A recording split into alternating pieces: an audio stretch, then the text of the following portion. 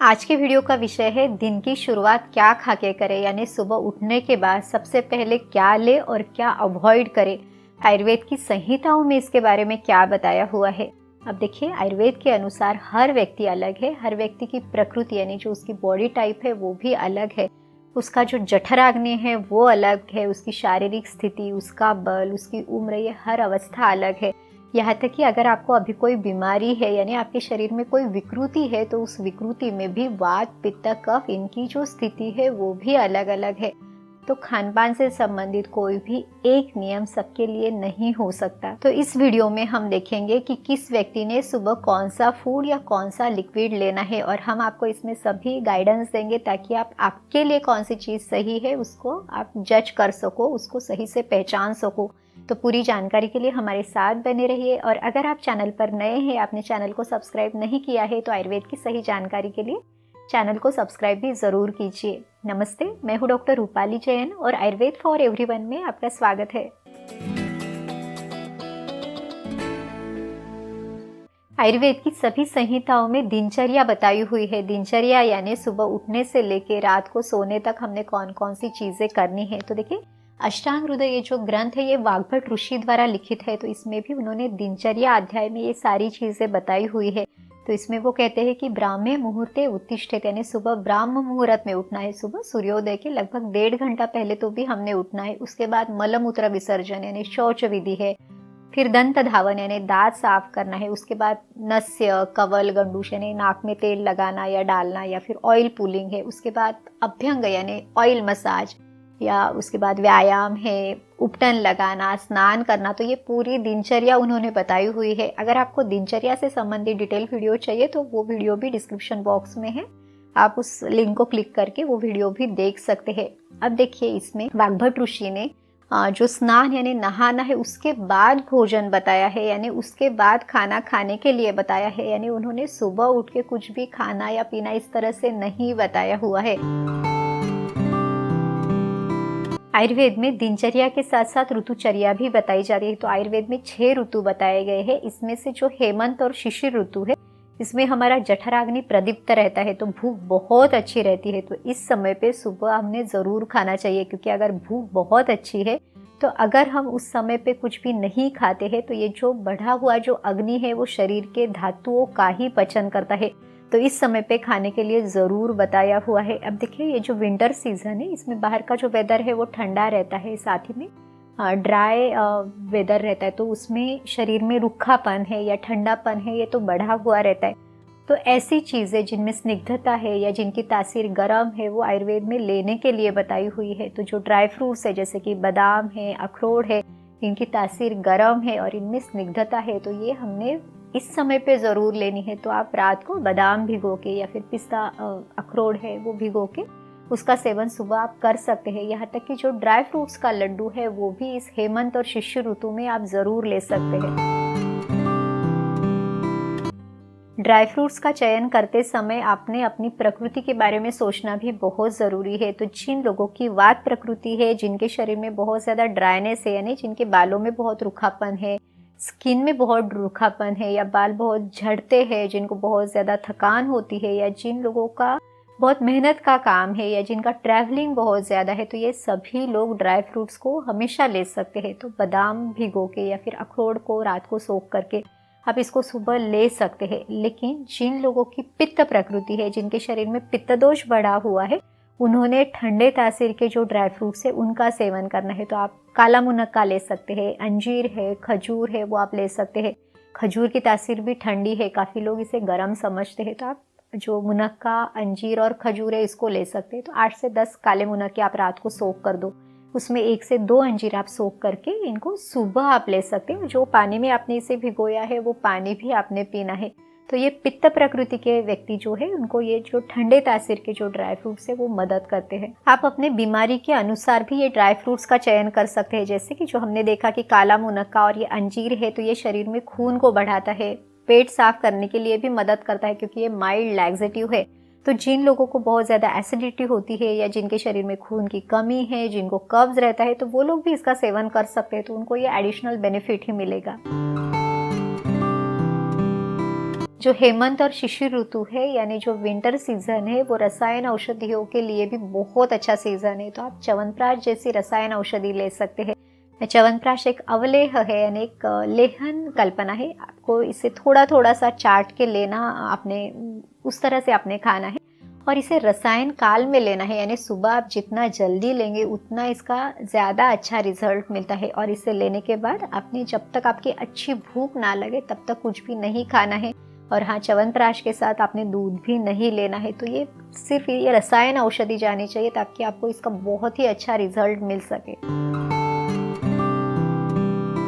आजकल ज़्यादातर लोग सुबह उठने के बाद सबसे पहले उषापान करते हैं, यानी अगर उनको प्यास भी नहीं है तो भी वो पानी लेते हैं। अब देखिए, ये जो सुबह का समय है 6 से 10 बजे तक का जो समय है वो कफ का समय है। तो इस समय पे हमारा जठराग्नि मंद रहता है और वैसे भी उठने के बाद जनरली हमारी भूख खुलने के लिए एक प्रहर का यानी 3 घंटे का समय लगता है। तो अगर आप बिना प्यास के ये पानी पी रहे हैं तो ये आपके जो जठराग्नि आपका है उसको ही वो मंद करेगा, आपकी पाचन क्रिया को वो स्लो करेगा और फिर उसके कारण डाइजेशन रिलेटेड काफ़ी सारे प्रॉब्लम्स भी दिखाई देंगे।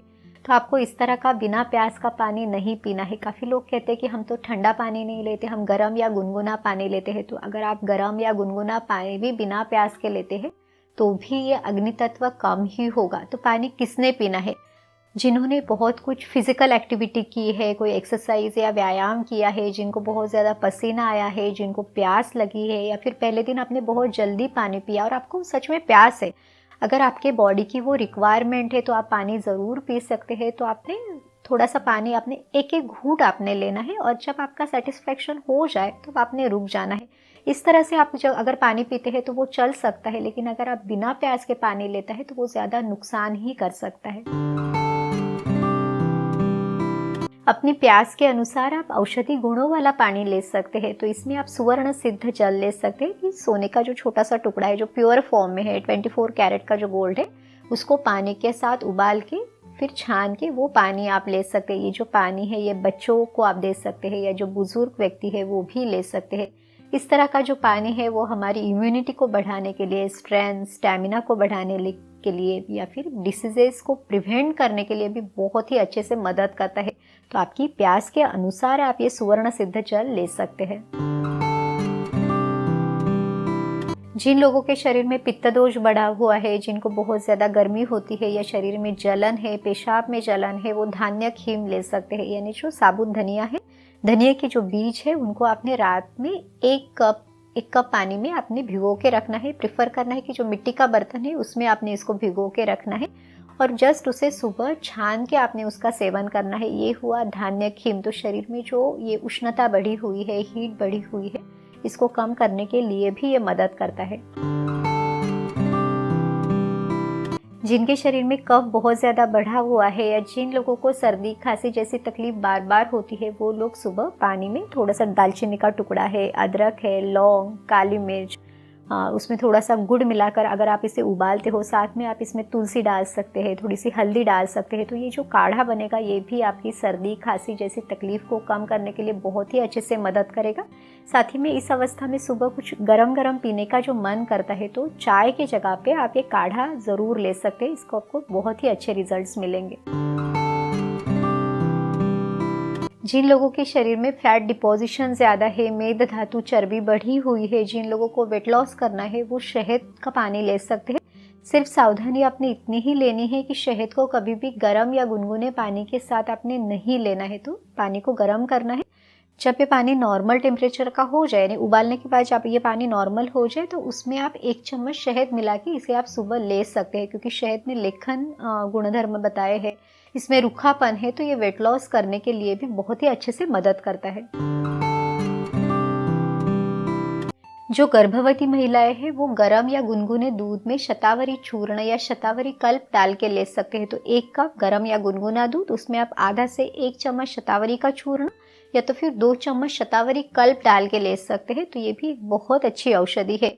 सुतिकावस्था में यानी डिलीवरी के बाद भी आप शतावरी का सेवन कर सकते हैं। यहाँ तक कि इसमें हलीम के जो बीज है उससे बनी खीर आप ले सकते हैं या फिर जो मेथी का लड्डू है उसका सेवन भी आप कर सकते हैं। तो डिलीवरी के बाद ये जो हलीम के बीज है या जो मेथी का लड्डू है ये शरीर में वात को कम करने के लिए, गर्भाशय की ठीक से सफाई होने के लिए, दूध अच्छा आने के लिए भी बहुत ही अच्छे से मदद करते हैं।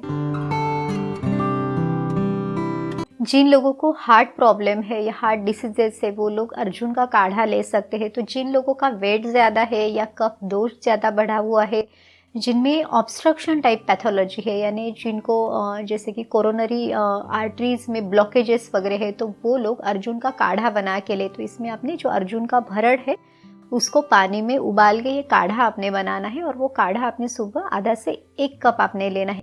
लेकिन जिन लोगों का वज़न कम हो रहा है या जिनके शरीर में वात दोष बढ़ा हुआ है, जिनके शरीर में बहुत ज़्यादा रूखापन है, जिनको पाल्पिटेशन होता है, बहुत ज़्यादा डर लगता है, तो उन लोगों ने अर्जुन सिद्ध क्षीरपाक यानी अर्जुन से बना हुआ जो दूध है उसका सेवन करना है। तो इसमें उन्होंने पानी, उसमें दूध और फिर उसमें अर्जुन का जो भरड़ है उसको मिला के ये दूध आपने बनाना है। हमने इसके पहले भी अर्जुन क्षीरपाक के बारे में वीडियो बनाया हुआ है, तो वो वीडियो भी आप देख सकते हैं। अब देखते हैं कि सुबह के समय में फलों का सेवन किसने करना है और किसने नहीं करना है। तो अगर आपकी कफ की प्रकृति है और कफ की विकृति है, यानी आपको सर्दी खांसी जैसी कोई तकलीफ रहती है, तो सुबह सुबह आपने फल नहीं खाने हैं, क्योंकि सुबह 6 से 10 का जो समय है वो कफ का समय है। और अगर आप इस समय पे फलों का सेवन करते हैं तो आपकी ये कफ की तकलीफ बढ़ सकती है। जिन लोगों की वात और पित्त की प्रकृति है वो फल खा सकते हैं। सिर्फ पित्त वाली प्रकृति में बहुत ज़्यादा खट्टे फल आपने नहीं खाने हैं, यहाँ तक कि फलों का जो जूस है वो भी आपने नहीं लेना है। जिन लोगों को व्यायाम या एक्सरसाइज या योगा करना है वो भी योगा वगैरह करने के आधा से 1 घंटा पहले आप आधा फल खा सकते हैं। जनरली लोग सुबह चाय या कॉफ़ी लेते हैं, तो प्रिफरेबली आपने इसे अवॉइड करना है। दूसरा है कि अगर आपको सुबह भूख नहीं है, आपका कुछ भी खाने का या पीने का मन नहीं है, तो डेफिनेटली आपने इसको अवॉइड करना है। जब आपकी भूख खुले तब आप आपका ब्रेकफास्ट या फिर आप सीधे आपका लंच ले सकते हैं, कि आपने सुबह कुछ लेना ज़रूरी नहीं है। अगर आपको पेट ठीक से साफ़ नहीं हुआ है या आपको बहुत ज़्यादा भारीपन लग रहा है, तो आपने ये लंघन करना बहुत ज़रूरी है। तो रात को आपने जल्दी आपका खाना खा लिया, तब से लेके दूसरे दिन अच्छी भूख लगने तक ये नेचुरल फास्टिंग या लंघन है। तो जो भी अपचित है उसका भी पचन हो जाएगा। लेकिन अगर हम बिना भूख के या प्यास के सुबह सुबह कुछ खा लेते हैं या कुछ लिक्विड लेते हैं, तो उल्टा ये सिस्टम के लिए बर्डन बनता है और उससे डाइजेशन रिलेटेड जो प्रॉब्लम्स है वो भी बढ़ते हैं। तो बिना भूख के कुछ भी नहीं लेना है। उम्मीद है इस वीडियो में हमने आपको जो भी जानकारी दी वो आपको मदद ज़रूर करेगी। अगर आपको ये वीडियो अच्छा लगा तो लाइक ज़रूर कीजिए और आपके दोस्तों और रिश्तेदारों के साथ भी इस वीडियो को ज़रूर शेयर कीजिए, ताकि आयुर्वेद का ज्ञान उनको भी मिले। तो चलिए फिर मिलते हैं अगले वीडियो में। आयुर्वेद को अपनाइए, स्वस्थ रहिए। नमस्ते।